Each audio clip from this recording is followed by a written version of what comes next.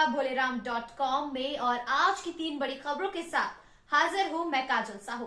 आज की पहली बड़ी खबर है धर्मांतरण को लेकर।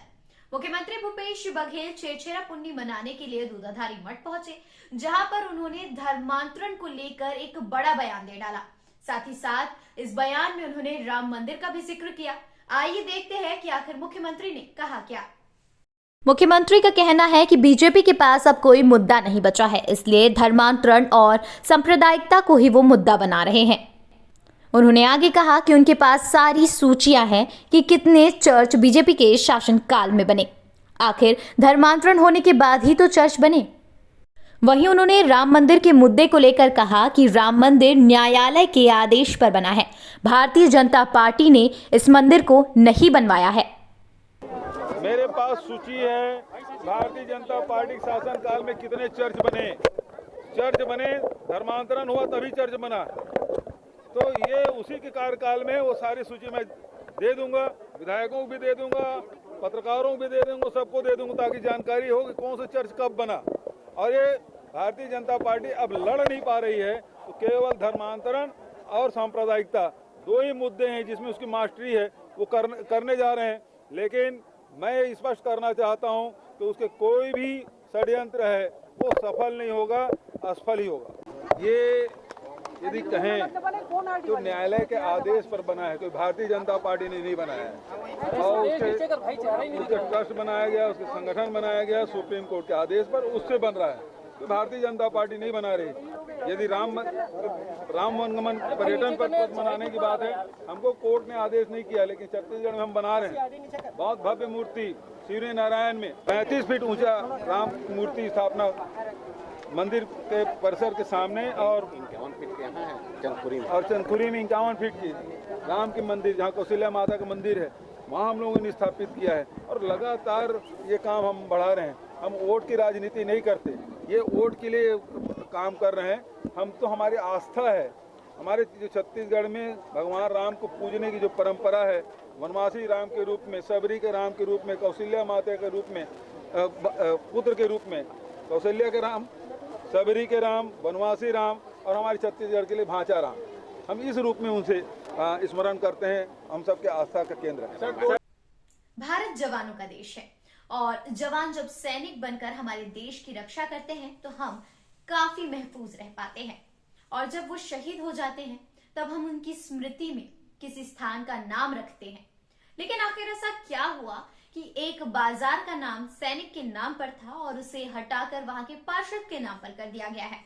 पूरा मामला भिलाई का है। आपको सीधे ले चलते हैं भिलाई और दिखाते हैं वहां से ये पूरी रिपोर्ट। भिलाई पावर हाउस के कैंप 2 स्थित मछली बाजार का नाम शहीद सैनिक विश्राम मांझी की जगह पर मरहूम पार्षद गफ्फार खान के नाम से किए जाने पर निषाद समाज में रोष व्याप्त है। निगम की सामान्य सभा में पारित इस फैसले के खिलाफ शहीद सैनिक की मां रुक्मणी मांझी मछली बाजार के बीच 1 दिवसीय धरने पर बैठ गई हैं और इनका साथ निषाद समाज के लोग भी दे रहे हैं। हम तो यही बोलेंगे कि मेरे बेटे के नाम से, शहीद बेटे के नाम से रखा जाए। जो तो कुछ मिलेगा नहीं लिखित, तब तक उठूंगी नहीं ऐसे। निषाद समाज जो मछली पालन का काम करता है और केवट के रूप में जाने जाते हैं, उनका ये अधिकार है और वो 16 साल से शहीद विश्राम मांझी का नाम से मार्केट करने की मांग कर रहे हैं। और अचानक से MIC में एक प्रस्ताव पारित होता है। महापौर के नेतृत्व में MIC उसको सर्वसम्मति से पारित करती है और समान सभा में लाती है कि स्वर्गीय गफ्फार खान के नाम से इस मार्केट प्रदेश के 10,000 से भी ज्यादा आंगनबाड़ी कार्यकर्ता सहायिकाओं ने अपने 8 सूत्रीय मांगों को लेकर ज्ञापन सौंपा था, लेकिन उनकी मांगों पर सरकार के द्वारा कोई भी प्रतिक्रिया उन्हें नहीं मिली है।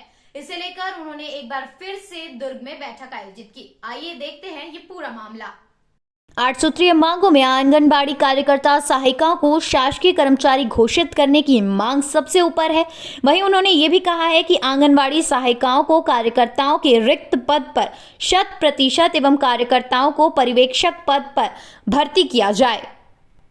इसके साथ और भी उनकी मांगे हैं और वही कार्यकर्ताओं द्वारा ये भी कहा गया कि राज्य सरकार अगर उनकी मांगे जल्द से जल्द पूरी नहीं करती तो 28 जनवरी से वे लोग अनिश्चितकालीन हड़ताल पर चले जाएंगे।